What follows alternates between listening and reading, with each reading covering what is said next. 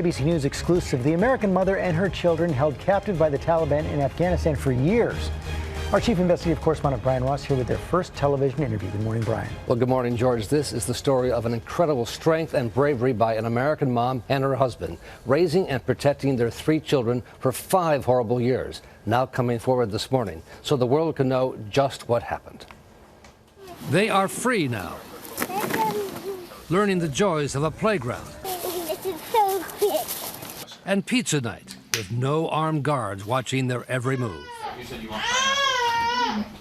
Until just a few weeks ago, these children were America's littlest hostages, born in captivity, held with their parents by a brutal group of Taliban terrorists in Afghanistan and Pakistan. But we can only ask and pray that somebody will recognize the atrocities these men carry out against us. Now, in their first television interview, the American mother, Caitlan Boyle, still wearing a hijab, and Canadian father Joshua describe how they kept their family together, kidnapped 5 years ago as they traveled in this dangerous area, and held in dungeon-like conditions on dirt floors, rarely allowed outside. We would just teach them to use things like bottle caps or bits of cardboard, garbage essentially, but what we could find to play with, and tell them, like, these are toys, we can make a game with this. Fearful they might be beheaded, the parents even made up a game about that, pretending to be British kings to prepare the children for the possibility.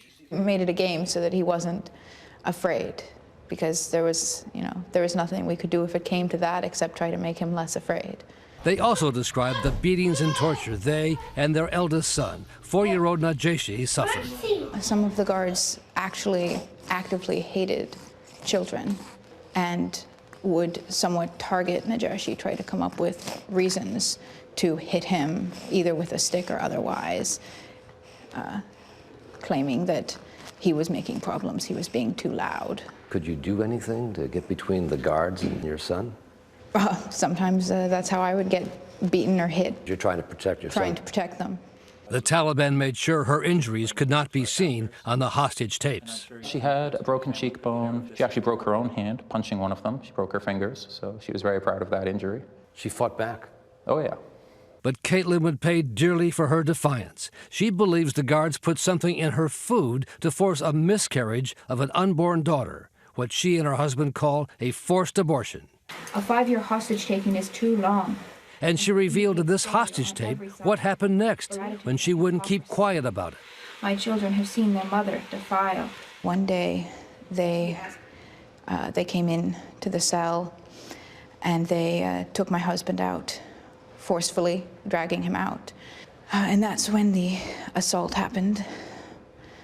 It was with 2 men, and then there was a third at the door. And afterwards, the animals wouldn't even give me back they wouldn't even give back clothes. All in front of her little boy.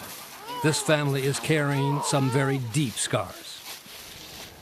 Joshua Boyle told me he refused the Taliban's offers to join up with them and speak out against the U.S., and now he's making it his mission to bring them to an international court for committing war crimes. Boy, Brian, those are just mind-boggling stories right there, and the idea that beheading can be a game shows just how unimaginable the environment is. But do they have any regrets over going in the first place? I asked Joshua Boyle, you took your wife there, she was 5-6 months pregnant, why'd you do that? He wouldn't answer. At all. How about the children? How are they adjusting now? Well, they are adjusting. The little boy during captivity got used to taking things and hiding them, and they told us, watch out, he might grab your phone. And in fact, he did take 2 of our phones and tried to hide them. They taught him about the stars and the planets, but he never actually saw a star until after he was free and could look up at the night sky. Wow, that's incredible. So many firsts that they're experiencing. Yes. All right, Brian, thank you.